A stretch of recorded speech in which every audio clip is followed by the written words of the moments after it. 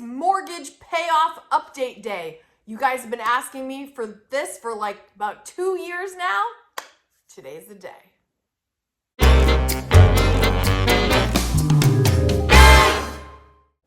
This channel is all about frugal living, budgeting, and saving money for the things that we want and need the most.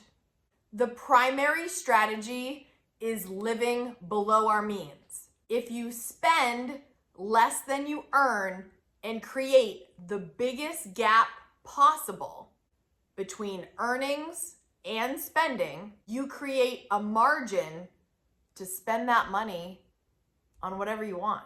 That's my strategy in its simplest form. Many of you have been with me on the entire journey of buying this home, including leading up to it, including when I told you they accepted my offer, including to the day I sat in my home for the first time and talked to you all live in the space. It's been an incredible experience with you all, but some of you are brand new here. So to do a quick recap, 2020, I purchased my home. We all remember 2020 like it was yesterday. 2022 was the first time I shared a mortgage update, which meant I had lived here for 2 years. And in that video, I shared that I had paid off 5 years of the 30 in 2 years. So I'd shaved off 5 years, leaving me with 25 years to go. For those of you that are interested in the purchase price of my home, I never do exact numbers here on my channel just for privacy, but I will give you a range for sure. The purchase price of my home was under $300,000, but definitely over $200,000. So closer to $300,000 was the price of the home. And my interest rate that I got is 3.25, which right now it's in the 6s. So this is actually pretty great. I got it at a good time, apparently. Guys, honestly, I literally, I'm so thankful that I got this house when I did because, you know, the timing, sometimes the timing works out, right? So I want to really drive home this point of why am I even bothering? I think a lot of people purchase a home with the knowledge it's going to take them a while. In fact, a lot do a 30-year. If you are able to set yourself up for a 15-year, oh, that's a beautiful thing. And whatever you choose, just know that in the end, this interest, I don't know if it really settles in with what this ends up costing. And I know people think 3.25, Kate, that's pretty good. And it is. And I'm thankful. But I just want you to be aware. I'm going to do a round up just for math's sake to make it even easier. Okay, let's just round up my house price to 300,000. It's not too far off, but let's just say it was 300,000. If I paid off the house in the full 30 years at a 3.25%, that means, and guys, I hope I get all my numbers right because I've done a couple different examples of things as I was preparing for this. That would mean I would pay $170,000 on top of that $300,000 over the period of 30 years, right? So really, I took out a $300,000 loan. Let this sink in. I actually called my brother and I'm like, for real? Like, I know this is the math and I used all the calculators, but if I take out a $300,000 loan and I pay 3.25 for 30 years, the full 30, I'm going to pay $470,000 for that home that you got for $300,000. And some of you that are great with math and you're like, oh, yeah, Kate, but then I paid $470,000. That's nearly $500,000, guys. I don't want to pay that. Even worse, say you didn't get a 3.25, say you got 5% on that $300,000.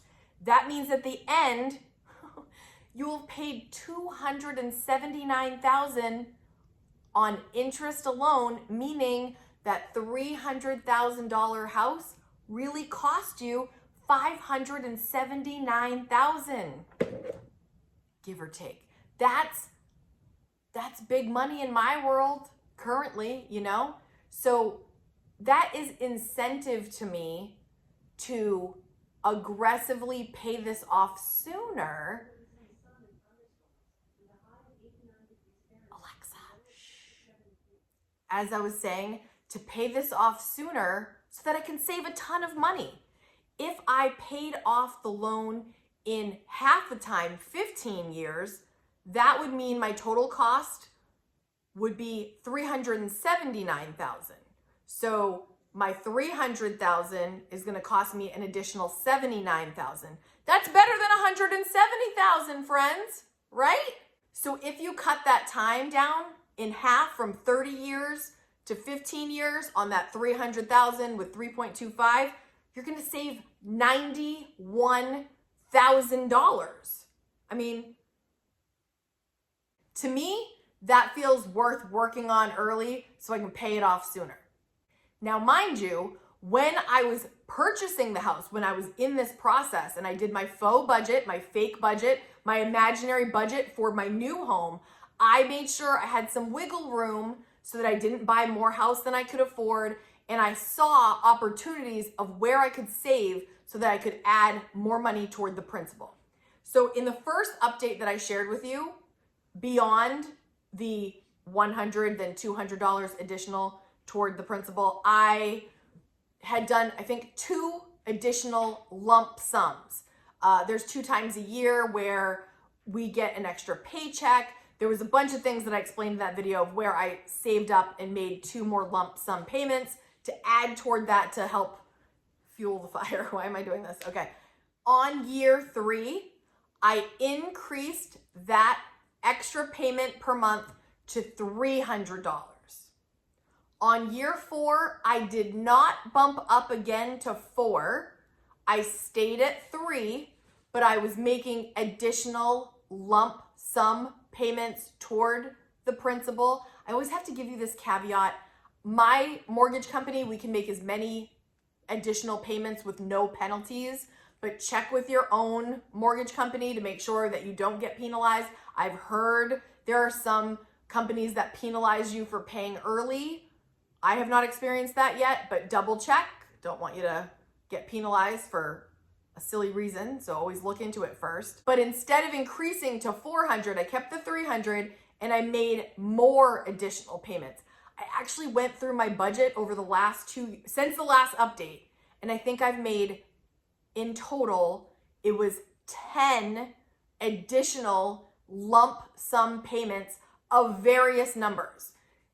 And that means, like, if I had extra money for any reason, you guys know I teach dance, money I made for choreography, for teaching dance, money from YouTube. Obviously, by practicing all the frugal living tips that I share with you that reduces certain payments in certain areas, or choosing not to spend on things that don't bring me as much value. In my mind, the thing that I'm like single-mindedly thinking about is paying this down early for many reasons.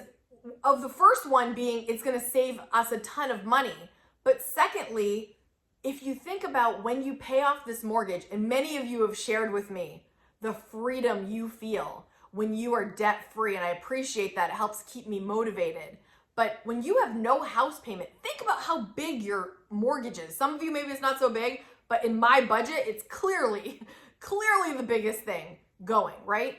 If that was not a line item anymore, oh my gosh, what could I do with that money? And I know some people are gonna say, oh, you should be investing it, but I'm also investing. You guys know I max out my Roth IRA every year. I also contribute to Main State Retirement.